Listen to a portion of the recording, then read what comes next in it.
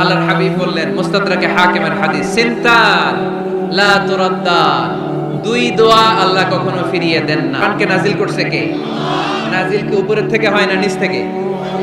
তার মানে ওয়া আনজালনাল হাদিদ, লোহাকে আল্লাহ এইভাবে নাজিল করছে। কোরআন যেমনি উপর থেকে নিচে, ফ্রম আপ টু ডাউন, বৃষ্টি যেমনি উপর থেকে নিচে, তেমনি লোহাকে উপর থেকে নিচে নাজিল করেছে কে? কোরআনের এই আয়াত থেকে বোঝা যায় লোহা পৃথিবীর উপাদান নয়, লোহা নিশ্চয়ই বাইরে থেকে এসেছে। সায়েন্স বর্তমান সময়ে এটাই বলছে, চিল্লায় কোন সুবহানাল্লাহ। সায়েন্স বলছে লোহার একটা মলিকিউল তৈরি করতে যে টেম্পারেচার বা তাপ লাগে, এটা পৃথিবী তো দূরের কথা, সূর্যের ভেতরেও নাই। 1 কোটি ডিগ্রি সেলসিয়াসের তাপমাত্রা ছাড়া লোহার কোনো অণু পৃথিবীতে তৈরি হওয়া সম্ভব না। চিল্লায় বলো ঠিক কিনা? এত বেশি তাপমাত্রা সৌরজগতের সব গ্রহ নক্ষত্রের তাপমাত্রা একসাথে মিলালেও চলবে না। তার মানে কোরআন যা বলেছে আর সায়েন্স যা বলেছে মিল আছে না নাই? এরপরে কোরআন পাহাড়ের ব্যাপারে বলেছে, ওয়াজআলনাল জিবালা আওতাদা, আমি পাহাড়গুলোরে পেরেকের মতো জমিনে ঢুকিয়ে দিয়েছি। সুবহানাল্লাহ। তাহলে পাহাড়কে আল্লাহ তাআলা পেরেকের সাথে তুলনা করলেন। কিসের সাথে? পেরেক চিনেন? কাঠের ভিতরে ঢুকে না, দেয়ালে ঢুকে। তাহলে আল্লাহ পাহাড়গুলোরে বললেন পেরেক। আচ্ছা, পেরেক যখন আমরা কাঠের ভিতরে ঢুকাই, পুরো পেরেকটা কাঠের ভিতরে ঢুকে যায়, উপরে শুধু কি থাকে? মাথাটা থাকে, ঠিক কিনা? তার মানে আমরা যে পাহাড় দেখতে পাচ্ছি এটা পাহাড়ের মাথা। পুরো পেরেক যেমনি কাঠের ভিতরে, পুরো পাহাড়টা আছে মাটির ভিতরে। চিল্লায় পড়ি আল্লাহু আকবার। জমিনে আমরা দৃশ্যমান এই পৃথিবীতে খালি চোখে যে পাহাড় দেখতে পাই, এটা আসল পাহাড় না, এটা পাহাড়ের মাথা।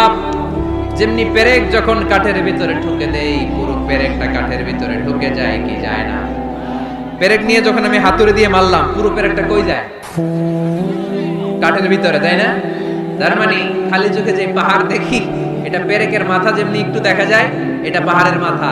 আসল পাহাড় মাটির ভেতরে, উপরে যদ্দূর দেখা যায় তার কমসে কম 10 গুণ পাহাড় মাটির ভেতরে রেখে দিয়েছে কে? এজন্য আল্লাহ উপমাটা, মেটাফরিকটা এইভাবে দিলেন, ওয়াজআলনাল জিবালা আওতাদা, এই পাহাড়কে, মাউন্ট এভারেস্টকে, আলাস্কা পর্বতমালাকে, আল্পস পর্বতমালাকে, এই গারো পাহাড়কে, এই কেউকারাডাঙ্গার তাজিংডং বিজয়কে আমি পাহাড়ের মতো জমিনের মধ্যে গেড়ে দিয়েছে। চিল্লায় পড়বো সুবহানাল্লাহ। আবার আল্লাহ বললেন, ওয়া মিনাল জিবালি জুদাদুম বীদুন ওয়া হুমরুম মুখতালিফুন আলওয়ানুহা ওয়া গরাবিব হুসুন। পাহাড়ের মধ্যে কোন পাহাড় আমি বানিয়েছি ধবধবে শুভ্র সাদা, কোন পাহাড় আমি বানিয়েছি রক্তিম লাল, কোন পাহাড় আমি বানিয়েছি কুচকুচে কালো। 3 কালারের পাহাড়। কয় কালারের?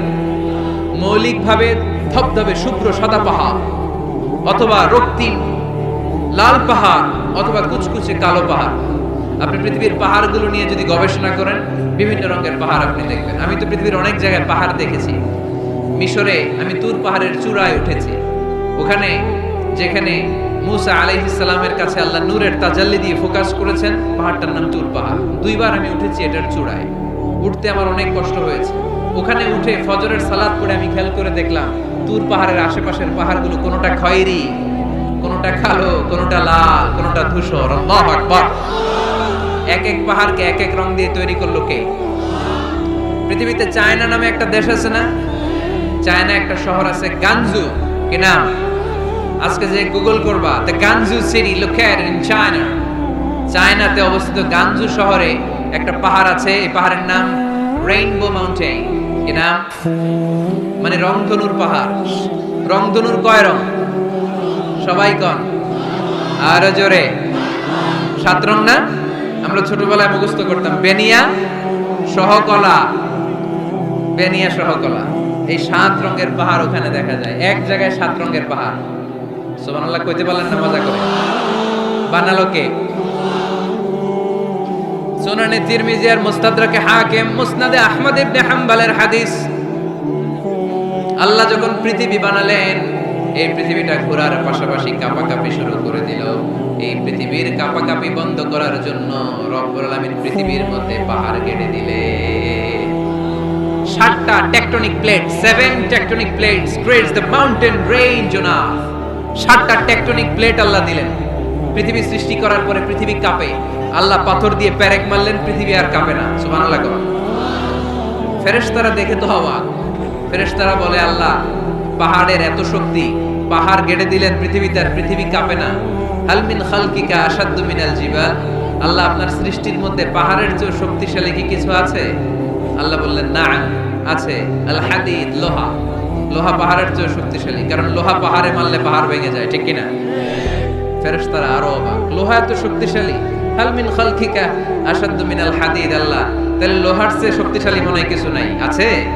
আল্লাহ বললেন, না আছে। আন্নার, আগুন, কারণ আগুনের মধ্যে লোহা ফেলে দিলে লোহা গলে যায়, ঠিক কিনা?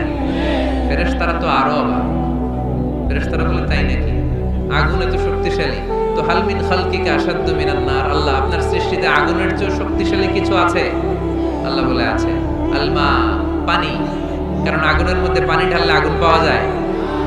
ফেরেশতারা তো এবার আরো অবাক, পানি এত শক্তিশালী? হাল মিন খালকিকা আশাদ্দু মিনাল মা, আপনার সৃষ্টিকুলের মধ্যে পানির চাইতে শক্তিশালী কি কিছু আছে? আল্লাহ বলে, আছে। সেটা আবার কি? আল্লাহ বলে, আর রিহ, বাতাস। বাতাস যখন সাগরের পানির মধ্যে উচ্ছ্বাস মারে, তখন এটা জলোচ্ছ্বাস হয়ে যায়, ঠিক কিনা? বাতাসের ধাক্কায় পানি জলোচ্ছ্বাস হয়ে এক জায়গা থেকে আরেক জায়গায় যায়। আল্লাহ বললেন, পানির চাইতেও শক্তিশালী সৃষ্টি আমার আছে, ওইটার নাম বাতাস। ফেরেশতারা অবাক হয়ে আবার জিজ্ঞেস করে, আল্লাহ আপনার সৃষ্টিকুলের মধ্যে বাতাসের চাইতেও শক্তিশালী কিছু আছে কিনা বলে? আল্লাহ বললেন, আছে। বাতাসের চাইতেও শক্তিশালী হলো আমার আশরাফুল মাখলুকাত, মানুষ। মানুষ শক্তিশালী, ওই মানুষ যে মানুষ গোপনে দান করে। গোপনে, আল্লাকা সিররুন ইনদাল্লাহ বাইনাকা আনতা ওয়া বাইনাল্লাহ, আল্লাকা সাদাকাতুন তাখফা লা ইয়ালামুহা ইল্লাল্লাহ, আল্লাকা সিররুন ইনদাল্লাহ বাইনাকা আনতা ওয়া বাইনাল্লাহ, আল্লাকা সাদাকাতুন তাখফা লা ইয়ালামুহা ইল্লাল্লাহ। পড়তে হবে আল্লাহু আকবার। গোপন দান যিনি করে তিনি সবচাইতে শক্তিশালী, ঠিক কিনা? নাকি অমুক ভাই বিশিষ্ট সমাজ সেবক 2 লক্ষ টাকা, বলেন মারহাবা, এভাবে দান করবেন? মারহাবা করলেও আসি, না কইলেও আসি, ঠিক কিনা? মারহাবা যদি বলে দেন, সমস্যা নেই। মারহাবা না বললেও দিবেন। তাহলে খুশি কে? বেশি খুশি হয় যখন লুকায় লুকায় দেয়, নাম না জানায় দেয়। ওই দান আল্লাহ এমন ভাবে কবুল করে, ওই দানের কারণে 7 শ্রেণীর ব্যক্তিকে আল্লাহ আরশের নিচে ছায়া দিবে, যেদিন কোনো ছায়া পাওয়া যাবে না, ওই দিন ওই ব্যক্তিকে আল্লাহ টেনে আরশের ছায়ার নিচে বসিয়ে দিবে। তাহলে কোরআন পাহাড়ের কথা যা বলেছে, বিজ্ঞানে ওই কথা আছে না নাই? এরপর কোরআন বলেছে, আলাম তারা আন্নাল্লাহা ইউসজি সাহাবান সুম্মা ইউআল্লিফু বাইনাহু সুম্মা ইয়াজআলুহু রুকামান ফাতারাল ওয়াদকা ইয়াখরুজু মিন খিলালিহি, আল্লাহ সাগরের পানিগুলোরে তারায় মেঘ বানায়, আকাশে নেয়, বৃষ্টি নাজিল করে। এটাকে বলে, সায়েন্স এটার নাম দিয়েছে ওয়াটার সাইকেল বা হাইড্রোলজিক্যাল সাইকেল। এটাই আল্লাহ কোরআনে এইভাবে বলেছে, আলাম তারা আন্নাল্লাহা ইউসজি সাহাবা, তোমরা কি দেখো না সূর্যের তাপে বাষ্প হয়ে গ্যাস হয়ে পানিগুলো উপরে ওঠে। যারা বিমান দিয়ে ফ্লাই করেন তারা বিমানের জানলার পাশে সিট পেলে দেখেন নাই কিভাবে মেঘমালাগুলো বিমানের সাথে খেলা করে? এগুলো তৈরি করছে কে? তার মানে কোরআন যা বলল, বিজ্ঞান যাই বলে, সানশাইন, সূর্যের প্রখর তাপে পানিগুলো বাষ্প হয়ে উপরে যায়, ঘনীভূত হয়, কন্ডেনসেশন, কন্ডেন্সড হয়, ঘনীভূত হয়, মেঘমালা হয়। ওই মেঘ থেকে ঝিরি ঝিরি ঝিরি ঝিরি বৃষ্টি নাজিল করে কে? আমাদের ফসল খেতে গরু যদি খাইতে আসে, আমরা তারাই না? আল্লাহ কয়, তুই তোর ফসল ক্ষেত বাঁচানোর জন্য গরু তারাস, আমি তো আকাশে মেঘ তারাই। তোর এখান থেকে যে ফসল আসে, এখানে ফসল উৎপাদনের জন্য পরিশ্রম তুই একা করস নাই, আমারও পরিশ্রম আছে। আর বিজ্ঞান যা বলেছে মিল আছে না নাই? আকাশে মেঘমালা দেখলে বিষ্ণু ঈসা ইসলাম ভয় পেয়ে যেতেন, দোয়া পড়তেন, আল্লাহুম্মা সাইয়্যিবান নাফিআ, আল্লাহ উপকারী বৃষ্টি দেন। বৃষ্টি দেখলে, মেঘ দেখলে আল্লাহ রাসূল পেরেশান, একবার ঘরের ভিতরে আরেকবার বাইরে, একবার ভিতরে আরেকবার বাইরে। আম্মা জান বলতেন, ইয়া রাসূলুল্লাহ, আকাশে মেঘ দেখলে আপনি পেরেশান হন কেন? আল্লাহ রাসূল কেঁদে কেঁদে বলতেন, আয়েশা আমি জানি না, এই বৃষ্টি আর তুফান থেকে মদিনায় সজীব শ্যামল ঘাস লতা পাতা জন্মাবে, নাকি এর মধ্যে থেকে বজ্রপাত এসে আমাদের পাপের কারণে আল্লাহ মদিনাটারে জ্বালিয়ে দিবে? আমি জানি না। আমরাও যে আকাশে মেঘমালা দেখি, আমরা কি জানি এটা কি রহমতের মেঘ না আযাবের মেঘ? জানি আমরা। তারপরও বৃষ্টি আসলে আমাদের গান আছে না নাই? বৃষ্টি আসলে দেখবেন গান লাগায় দেয়। বৃষ্টি পরে টাপুর টুপুর, ওই কয় পায়ে দিয়ে শোনানো, সব মুখস্থ। এগুলো করা যাবে না। বৃষ্টি দেখলে দোয়া পড়তে হবে, আল্লাহুম্মা সাইয়িবান নাফিআ, আল্লাহুম্মা আসকিনা গাইসান মুগীসান মারিআন মারিআন নাফিআন গায়রা দার আজিলান গায়রা আজিল। আল্লাহ, এই মেঘমালা থেকে এমন বৃষ্টি দাও যে বৃষ্টি আমাদের জন্য কল্যাণকর, যে বৃষ্টিতে ঘাস লতা পাতা জন্মায়, যে বৃষ্টিতে আমাদের গবাদি পশুর জন্য রিজিক থাকে। কল্যাণকর বৃষ্টি দাও আল্লাহ, ক্ষতিকর বৃষ্টি দিও না, তাড়াতাড়ি দাও, দেরি করো না। চিল্লায় পড়েন আমিন।